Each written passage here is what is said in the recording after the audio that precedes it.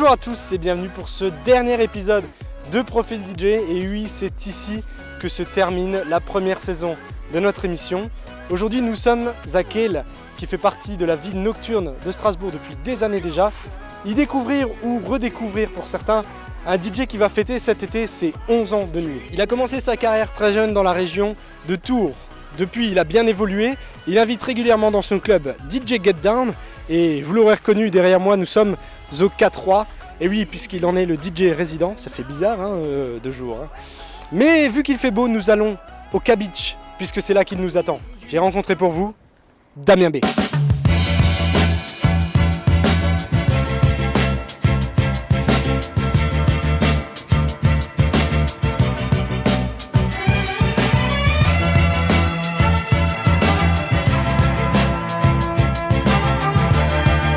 Ça a commencé, on va dire, il y a très très longtemps, parce que je suis quand même un petit peu vieux, je dirais pas mon âge à la caméra, mais ça a dû commencer quand je devais avoir 10-11 ans, je crois, vraiment, je suis tombé là-dedans. À ce point ouais. J'avais quelqu'un dans ma famille qui faisait des soirées, des mariages, etc. Et puis j'avais souvent l'occasion d'y aller avec mes parents.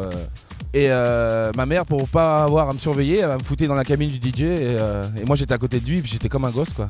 Le cas de le dire, que vraiment comme un gosse. C'est une bonne garderie finalement. Ouais, c'était une bonne garderie, ouais. Je préférais ça que la nounou, ouais, c'est clair. C'est venu spontanément, quoi. On va dire, c'est le truc que t'as ou t'as pas, enfin je sais pas. Moi dès que j'ai eu l'âge de réfléchir, je me suis dit ça c'est fait pour moi, quoi. T'as été dans le spectacle là. Ouais, alors j'ai bossé en tant que technicien son et lumière. Donc au début c'était vraiment comme un amateur. À la fin de mes études au collège, j'ai pu faire un stage en fait, donc j'avais un stage à trouver et je me suis présenté dans cette société. Un ami de ma famille qui me connaissait déjà depuis tout gamin, et je lui ai demandé écoute, de me prendre. Il m'a dit écoute, il n'y a pas de souci. Donc j'ai fait le stage, il m'a un peu appris les ficelles du truc, il l'a regardé déjà si ça me passionnait, ça m'a passionné, j'ai adoré ça. Et à la fin de mon stage, il m'a dit écoute, il me dit tu fais quoi juillet-août? Je lui ai dit pour l'instant rien, je pars pas en vacances, rien. Il m'a dit écoute, je te prends, mais cette fois-ci je te paye, quoi, je te fais un contrat, etc. Donc j'ai commencé là-bas à bosser juillet-août une saison dans cette société. Et donc c'était une société à la fois de sonorisation, éclairage, donc de vente, de réparation, de location, d'installation dans les clubs. C'est là que j'ai commencé à mettre un pied dans les discothèques. Et on faisait aussi des concerts, donc des prestations. Donc soit on louait notre matériel pour faire des concerts, ou soit on gérait vraiment toute la partie scénique, comme font MK2 pour Move en scène, etc. Et donc j'ai commencé comme ça, on a fait des gros festivals. J'ai eu la chance de faire les festivals avec Trio, à l'époque avec Louise Attaque. Donc ça, j'en garde une super expérience, c'est des gens qui étaient adorables et pas du tout la grosse tête. Et au tout début j'ai lié les discothèques et ça, et à la fin j'ai dû faire un choix, c'était soit la scène, les spectacles le week-end, ou soit le club. Donc mon patron lui gérait le son façade et moi j'étais juste au-dessus de lui, je gérais toutes les lights en fait. J'avais une grosse console ADB Maxime, je sais pas si tu connais. T'as commencé comme light jockey quoi. Ouais, voilà, light jockey de concert, voilà, c'est ça. Même en club, j'ai commencé comme light jockey, ça j'ai oublié de le dire aussi.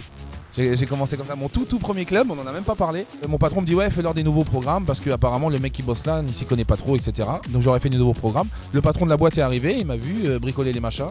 Et il m'a dit ouais, il me dit tu te débrouilles bien, il me dit ça te dirait pas d'être light jockey le week-end? Je dis si, je dis je mixe un peu et tout. Ah, il me dit bah c'est bien, il me dit moi mon DJ il en a un peu marre, il est un peu âgé, donc il me dit tu peux faire les débuts de soirée, etc. Je dis avec plaisir. Et donc ça s'est fait comme ça, j'ai fait le light jockey pendant 6 mois avec un DJ qui s'appelle Greg. Qui bosse tout appris d'ailleurs. Ouais. Ah bah, lui c'est vraiment le mec qui m'a tout appris de A à Z. Moi j'avais 17 ans, lui il en avait 45. Il m'a appris à faire les débuts de soirée funk sur vinyle avec des Fat Larry's Band, des trucs comme ça et tout. Et t'as passé la main finalement. Ouais, bah en fait il m'a passé la main indirectement. Lui il savait, au jour d'aujourd'hui avec le recul j'en suis persuadé qu'il savait que c'était prévu, parce qu'il m'a un peu cédé de son savoir. Un samedi j'arrive au club, donc le vendredi j'avais bossé avec lui, tout allait bien, salut, à demain, on s'est fait la bise comme d'habitude. Le samedi j'arrive au club, mon patron m'attrape, il me dit écoute, Greg ne viendra pas ce soir. Je dis ah bon, il est malade? Il me dit non, il viendra plus. Donc j'étais étonné quoi, j'avais même pas 18 ans encore à peine. Il y a des choses qui s'expliquent pas d'ailleurs dans ce milieu aussi. Et donc mon patron me dit écoute voilà, tu fais ta soirée tout seul. Donc il me dit je te demande pas de faire un truc de fou, mais fais de ton mieux. Et donc j'ai fait la première soirée, j'ai commencé.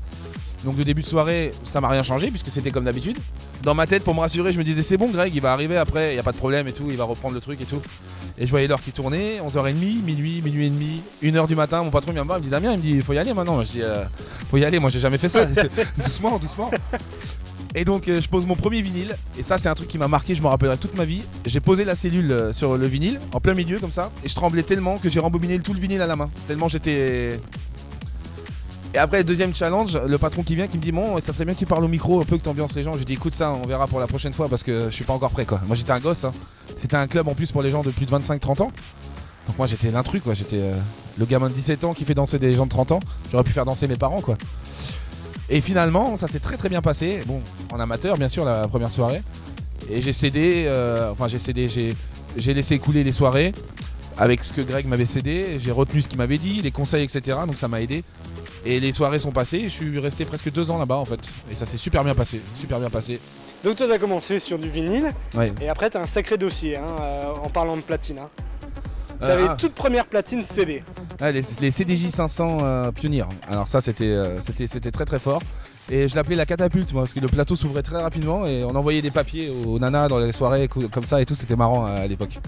Et ouais non c'était un beau cadeau que j'ai eu, c'était mes grands-parents qui m'avaient acheté ça, tu vois, si on peut parler de dossier.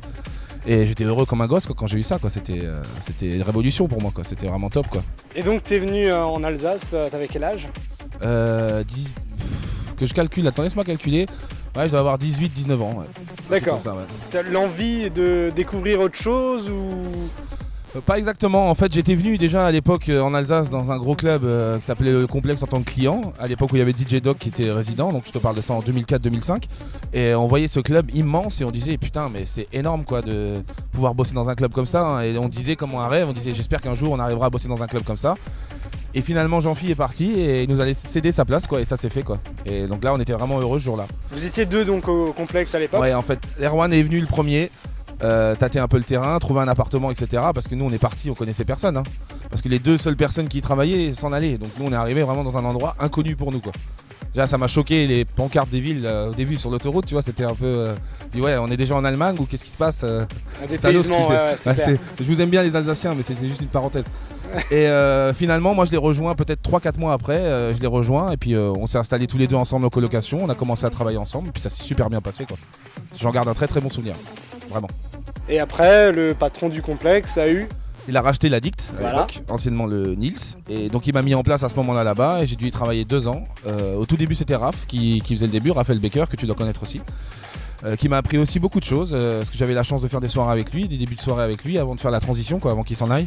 Alors Damien, comment est-ce que tu es arrivé après au K3? Comment ça s'est fait? Alors en fait c'était les gens avec qui je bossais à l'Addict qui organisaient des soirées également au K3. Et le K3 au début il n'y avait pas vraiment de DJ résident, en fait il y avait quelques DJ allemands qui tournaient d'un week-end à l'autre les uns après les autres. Mais il n'y avait pas vraiment encore d'identité et de repère pour les clients, c'était d'un samedi à l'autre, la musique des fois pouvait changer complètement du tout au tout. Et on m'a proposé un jour de faire une soirée en tant que guest. Et finalement à la fin de la soirée le patron a beaucoup aimé ce que j'ai fait. Merci Antoine. Merci.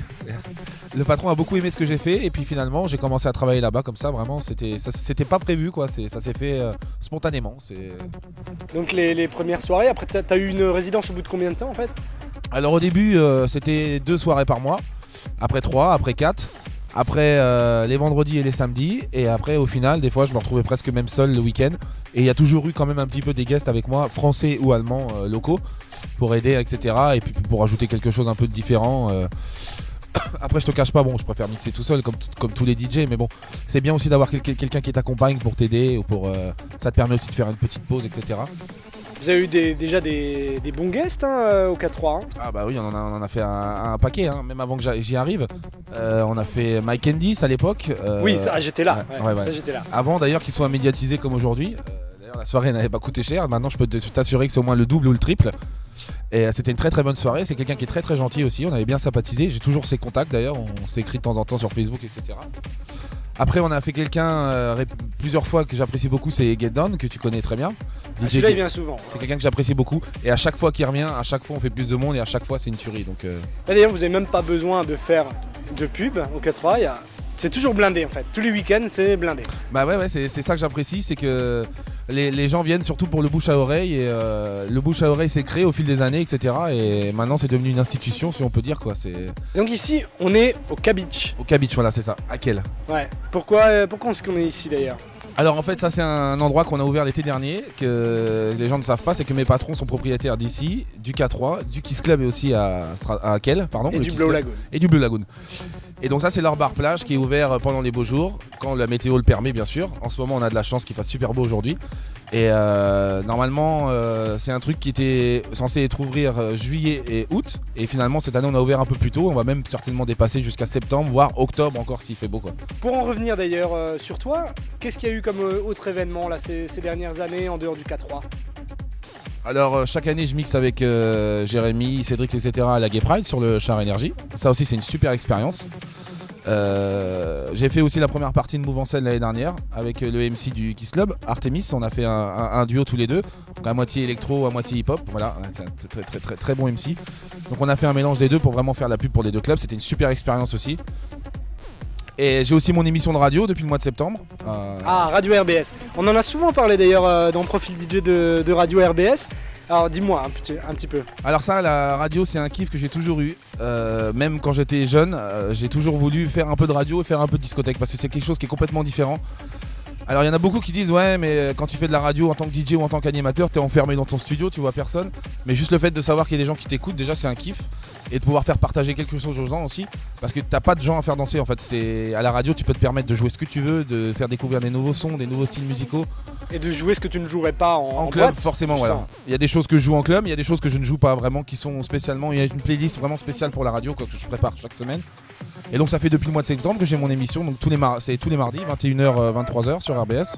Et ça se passe super bien, le directeur d'antenne est très content aussi. J'invite aussi Artemis de temps en temps pour hoster un peu l'émission. On l'a fait 2 fois déjà, on va le refaire bientôt. Ça c'était super sympa. Et non, ça c'est vraiment une expérience qui est cool. Arriver à lier les deux, le club et la radio, c'est vraiment sympa. En tant que DJ, moi je trouve vraiment que c'est constructif, ça t'apporte beaucoup de choses. J'ai jamais travaillé mon image en fait. Dans tous les clubs où j'ai bossé, j'ai toujours bossé l'image du club. Et moi je me dis toujours que si le club a une bonne image, moi j'aurai aussi forcément une bonne image. Ouais. Et je pense qu'il faut d'abord travailler l'image du club avant de travailler sa propre image. Quand t'es résident, après quand t'es guest, c'est complètement différent. Qu'est-ce que tu comptes faire? Comment est-ce que tu vois l'avenir d'ailleurs? Écoute, l'avenir pour l'instant, je me vois encore très bien au K3. Ça va faire 3 ans et demi que j'y suis. Ça se passe super bien. J'ai des patrons qui sont adorables. Une super équipe, on a un très bon staff. J'ai un super matos aussi que tu as déjà pu voir. Bien sûr, ouais. Voilà, j'ai une super régie, j'ai une super lumière, un super son, parce qu'on n'a pas de limiteur de son en Allemagne. Merci Jésus. Ça c'est bien ça. Ça c'est un plaisir. Bon, des fois les patrons se gueulent un peu pour le son, mais en tant que DJ, tu sais que de pas avoir un limiteur c'est plaisant quoi. Je sais pas si tu as déjà, ça, c'est clair.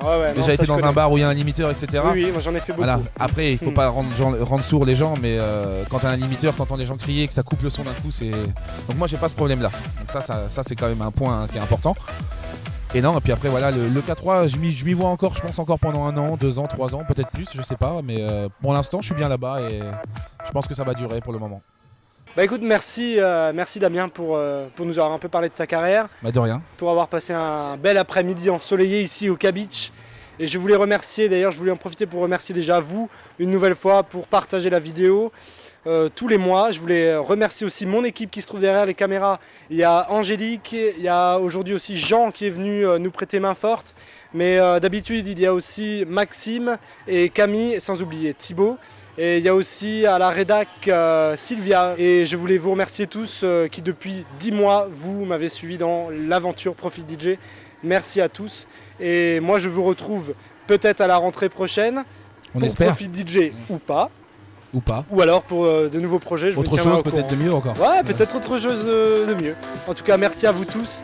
Et je vous dis à plus, bonnes vacances. Et nous, on est déjà en vacances. Hein. Ouais. On va aller payer un petit morito. On va aller se mettre dans les transats. Puis après, on va se mettre un transat. Ouais, et ça, puis on va se baigner dans le Rhin aussi. Ça sera pas mal.